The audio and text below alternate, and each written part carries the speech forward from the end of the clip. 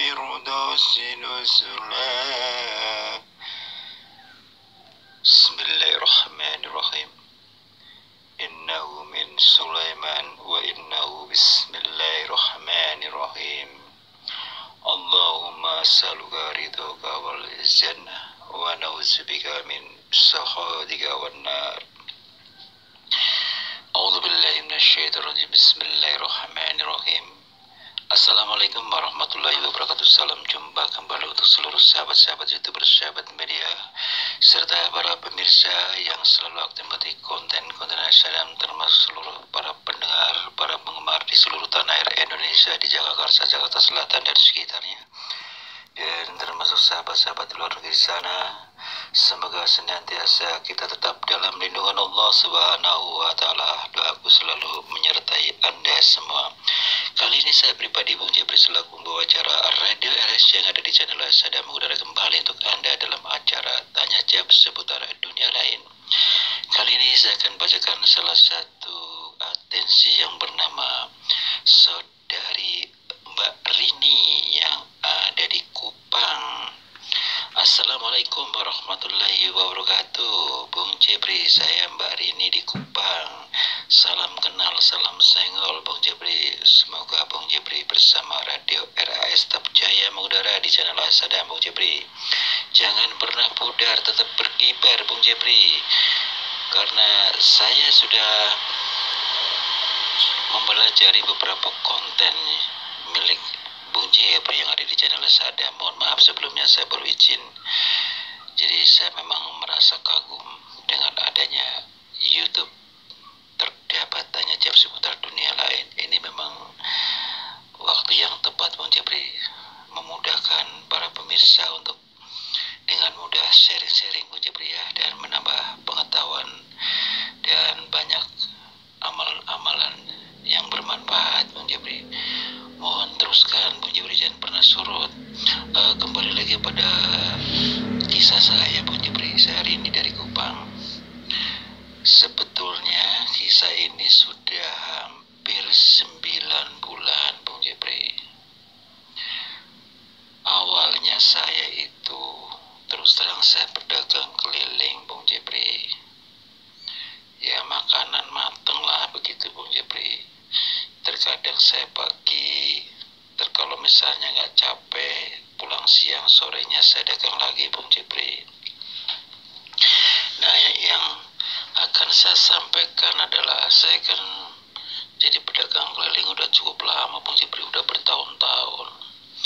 Baru kali ini, Bung Jepri, pada saat saya pulang, saya kebetulan waktu itu dagang pagi cepat selesai, Bung Jepri, jam 11 sudah kelar, udah habis.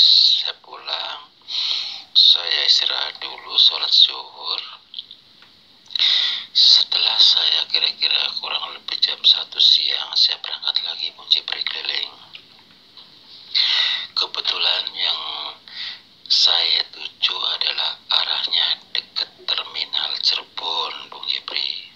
Waktu itu saya masih dagang di Cirebon, ini ceritanya. Karena sana sekarang saya sudah pensiun, saya pulang kembali ke Kupang begitu, Bung Jepri. Ikut suami, memang asli saya Cirebon. Pada saat saya dagang di terminal, Bung Jepri, ya, Bung Jepri tahu sendirilah, terminal kan banyak pengunjung, Bung Jepri. Saya dagang tak bisa ngambil di luaran pas pintu masuk.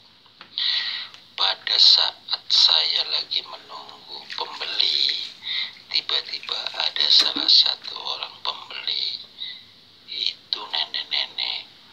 Aduh, jalannya udah susah banget, Bung Jepri, pakai tongkat. Saya kasihan banget, Bung Jepri. Akhirnya apa, Bung Jepri?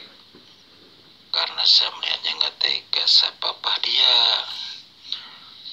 Saya bilang, sini Nek, dekat saya lagi dagang, duduk sini sambil makan-makan, Nek. Nenek nggak usah khawatir, saya makanan banyak, sambil makan, minum, saya juga ada minuman. Nanti nenek pulangnya bareng sama saya antar pulang. Saya katakan demikian, Bung Jepri. Lantas nenek mengatakan, tidak usah repot-repot, nah, saya bisa jalan sendiri. Nah di situ saya tanya Bung Jepri, saya ngeliat aja udah nggak tega ya, karena jalannya udah susah begitu pakai tongkat lagi. Dia katakan, ya, saya tanya lagi Bung Jepri, emang nenek rumahnya di mana? Dia sambil ngomong, sambil menunjukkan arah Bung Jepri, yang membuat saya bingung. Kok diarahkan ke dekat makam Bung Jepri? Itu kan makam, bukan perumahan ya. Lantas saya bilang, yang mana sih Nek? No, yang ada lampu kelip-kelip tuh di seberang jalan sana. Itu kan makam Nek. Ya disitulah tempat tinggal saya. Disitulah saya kaget Bung Jepri. Waduh, ini jangan-jangan bukan nenek beneran kali ya. Dalam hati saya mengatakan demikian Bung Jepri. Lantas saya agak sedikit merinding, tapi saya karena di situ dalam ramai Bung Jepri, di depan juga terang, jadi saya nggak takut lah walaupun sedikit merinding. Lantas saya melanjutkan berbicara, Nek, sambil makan ya Nek. Nggak usah Dek, saya masih kenyang. Dia nggak mau apa-apa, minum nggak mau. Akhirnya ngobrol lagi, terus saya bilang, Nek, bisa nggak Nek diceritakan kenapa tinggal di sana? Saya sudah wafat sebetulnya 300 tahun yang lalu. Entah kenapa saya selalu gentayangan. Oh, di situ saya kaget Bung Jepri, saya makin takut saya. Aduh Nek, saya tanya lagi, saya jadi nggak paham Nek. Masa sudah meninggal nenek masih bisa keliaran begini, gimana ceritanya? Saya bilang begitu dengan polosnya Bung Jepri.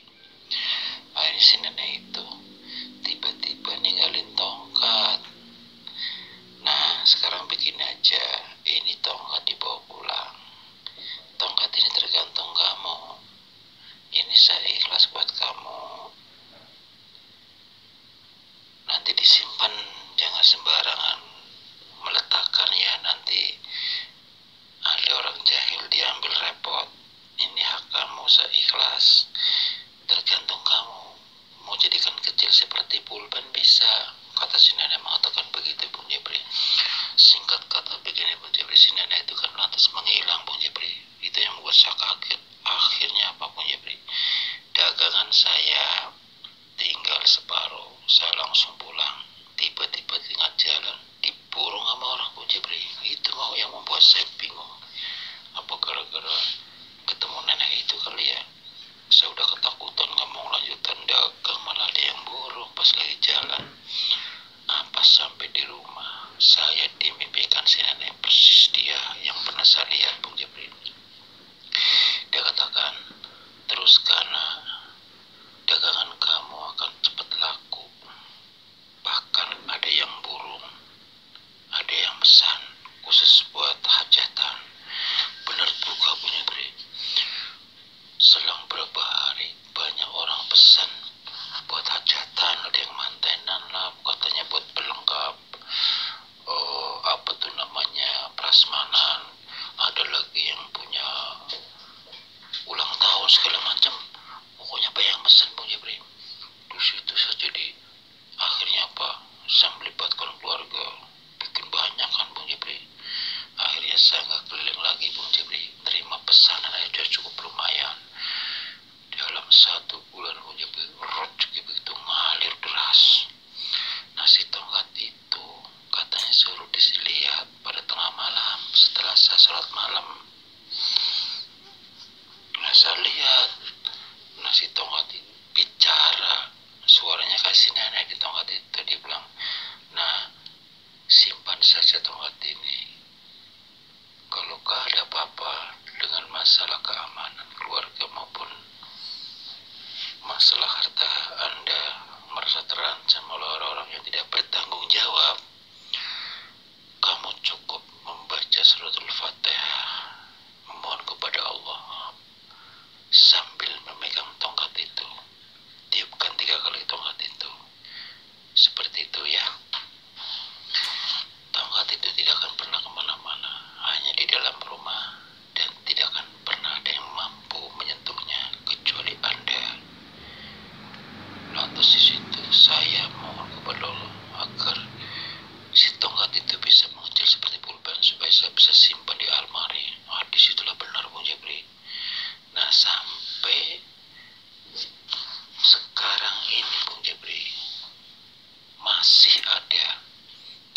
bukan dagang di Cirebon lagi Bung Jepri. Akhirnya saya yang seperti tadi saya katakan, sampai sekarang ini saya melanjutkan dagang di kampung ikut suami yang ada di Kupang.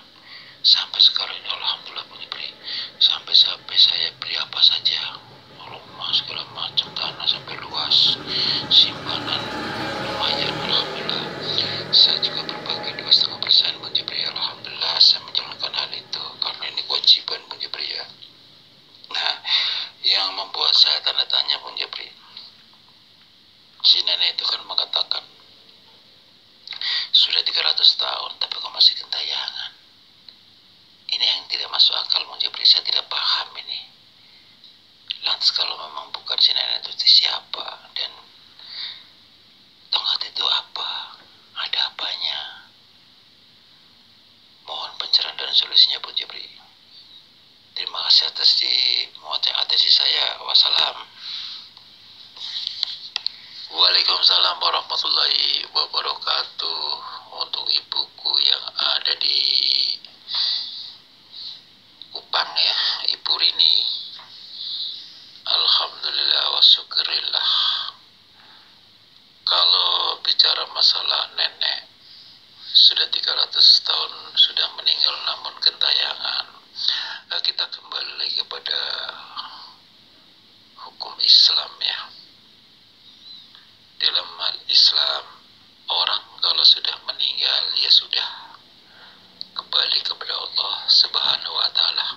Tidak ada orang meninggal gentayangan. Jadi yang gentayangan itu tidak lepas dari bangsa jin yang menyerupai si nenek-nenek itu. Kembali kepada Ibu Rini, si nenek itu sebetulnya begini. Memang ada riwayat si nenek di situ yang sudah meninggal, yang ditunjukkan si nenek itu bahwa beliau meninggal, makamnya letaknya yang pernah ditunjukkan oleh ibu di seberang jalan ya, maksudnya itu.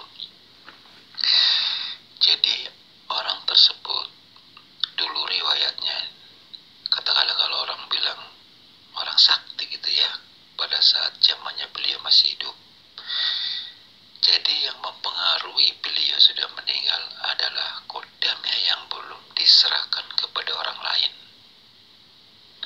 Jadi si kodam itu melayang-layang kemana saja mencari orang sebagai pengganti untuk meneruskan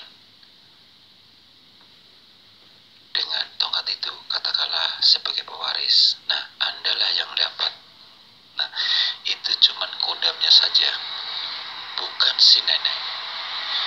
Karena sudah melekat kepada diri nenek itu, jadi wujudnya seperti kayak nenek-nenek. Sebetulnya tidak lepas dari bahasa penunggu, itulah namanya si tongkat bertuah. Jadi kembali kepada saudara ini, kalau memang ada mengatakan apakah karena gara-gara saya ketemu nenek mendapatkan tongkat dan usahanya maju lebih besar hingga sampai saat itu, sampai sekarang ini Anda masih maju usahanya, bahkan rezeki mengalir begitu deras. Kita jangan seuzon ya kepada Allah, karena kembali kita kepada diri kita di hadapan Allah. Barangkali Ibu Rini ini orang yang penyabar dan istiqomah, selalu mendekatkan diri kepada Allah, dan itulah salah satu wujud bahwa Allah sudah memberikan satu kebuktian yang Anda hajatkan sampai sekarang ini. Anda wujudkan hajat Anda yang Anda inginkan. Jadi yang namanya rezeki dari Allah bermacam-macam cara. Yang seperti Anda rasakan tadi, penglihatannya nenek-nenek dan Anda diberikan tongkat, itu sebagai perantara saja ya. Jadi kita kembali kepada Allah, hanya Allah yang Esa yang tahu, dan Allah memberikan rezeki bermacam-macam cara. Jadi nggak usah terlalu jauh bahwa ini siapa, itu hanya perantara saja. Doakan saja si nenek itu yang sudah almarhum ya, yang memang itu betul adanya. Tapi kalau dibilang si nenekku masih gentayangan, itu bukan, itu pengaruh karomah dari kodam tersebut, si tongkat bertuah ya. Jadi tetap Anda bersujud di hadapan Allah, bukan kepada suatu benda yang Anda dapatkan ya. Silakan Anda simpan, tidak masalah, tapi tetap memohon kepada Allah Subhanahu wa Ta'ala. Kembali kepada Ibu Rini, kalau memang Anda tidak menginginkan adanya tongkat itu, dipersilakan dikebumikan kembali sedalam 1 meter. Namun Anda wasilah dulu membaca surat Yasin, ya, surat Al-Kahfi, Al-Jin, dan termasuk Al-Baqarah hingga sampai selesai. Anda niatkan, ya Allah, saya niatkan karena Engkau melalui air doa. Siapkan air doa ya. Saya ingin mengebumikan tongkat ini agar tidak gentayangan kemana-mana, tetap menyatu di dalam bumi. Seperti itu ya. Lantas Anda siramkan ke tongkat tersebut. Setelah Anda siramkan, Anda membuat lubang kedalaman 1 meter. Lantas Anda kubur ya. Insya Allah akan aman dan tidak kemana-mana, karena Anda sudah niat di hadapan Allah agar tidak ditangani oleh orang-orang yang tidak bertanggung jawab. Nanti pada akhirnya si tongkat itu akan disalahgunakan, karena pada dasarnya tongkat itu akan mengikuti kita. Apa kata kita, nanti kalau misalnya ditangani orang jahat, orang tersebut akan berbuat jahat dengan melalui perantara tongkat itu. Itu kalau memang Ibu Rini tidak menginginkan menyimpan benda tongkat bertuah tersebut ya. Kalau ingin melanjutkan, ingin dibiarkan disimpan oleh Anda tawasul kembali. Baca surat Al-Fatihah 10.113. Surat Al-Kahfi dibaca lengkap 1 kali. Diteruskan surat Al-Kahfi di ayat 107 sampai ayat 110 sebanyak 1013, dan ayat kursi 1013, surat Al-Jin 113. Diakhiri surat Al-Fatihah hingga sampai Anas masing-masing 9 kali dalam kurun waktu 3 hari plus puasa sunnah. Gunanya kenapa? Karena benda itu adalah benda bertuah. Yang dikhawatirkan pada saatnya Anda akan dipuji oleh benda tersebut yang bertuah, Anda akan disetir. Anda tidak menyadari selama ini orang menilai Anda baik dan penderma, tapi ternyata Anda jahat misalnya, karena Anda tidak bisa mengendalikan benda bertuah tersebut. Saya juga sudah sering kali menjabarkan ya, setiap konten-konten yang berhubungan dengan masalah benda bertuah selalu berharap memberikan masukan. Makanya di sini di Radio RS yang ada saya pribadi, Bung Jebri, memang tugasnya menjawab pertanyaan-pertanyaan yang berhubungan dengan masalah dunia lain, termasuk benda-benda bertuah, agar Anda bisa menyetir benda bertuah tersebut yang seperti tadi saya katakan, wasilah dengan amalan-amalan tersebut hingga sampai 3 hari sudah kelar. Nanti Anda juga amalan itu bermanfaat sekali, bisa Anda ruqyah kepada siapapun karena sudah ada dasar ya. Cukup membaca surat Fatihah sekali, terus surat Al-Kahfi di ayat 107 sampai 110 sekali, dan ayat kursi dan termasuk Al-Jin ya di ayat 1 sampai 9 1 kali. Bacaan-bacaan ruqyah banyak, nanti Anda bisa mempelajari semuanya. Mudah-mudahan Bu Rini sudah menguasai Al-Quran, akan paham ya. Bacaan ruqyah itu banyak. Itu saya ngambil beberapa contoh saja. Amalkan dengan baik, mudah-mudahan bermanfaat Bu Rini ya. Untuk Bu Rini, mudah-mudahan Anda terus dekatkan diri kepada Allah dan bagikan sebagian 2,5% untuk orang-orang yang membutuhkannya. Itu hak orang lain, insya Allah akan lebih bermanfaat dan barokah, rezeki akan mengalir terus ya. Jangan pernah lupa, tetap istiqomah di hadapan Allah ya. Demikianlah saudara guru ini yang ada di Kupang, mudah-mudahan puas atas pencerahan resolusi dari saya. Dan kembali lagi kepada studio. Untuk seluruh para pendengar, para penggemar setia di seluruh tanah air Indonesia, di Jakarta Selatan, karena waktu jauh kami harus turun dari udara. Insya Allah kita jumpa lagi di waktu yang sama dengan acara sama, tanya jawab seputar dunia lain. Apabila ada salah-salah kata dalam penyampaian, Saya pribadi mohon maaf. Wassalamualaikum warahmatullahi wabarakatuh. Ihdinas syiratal mustaqim.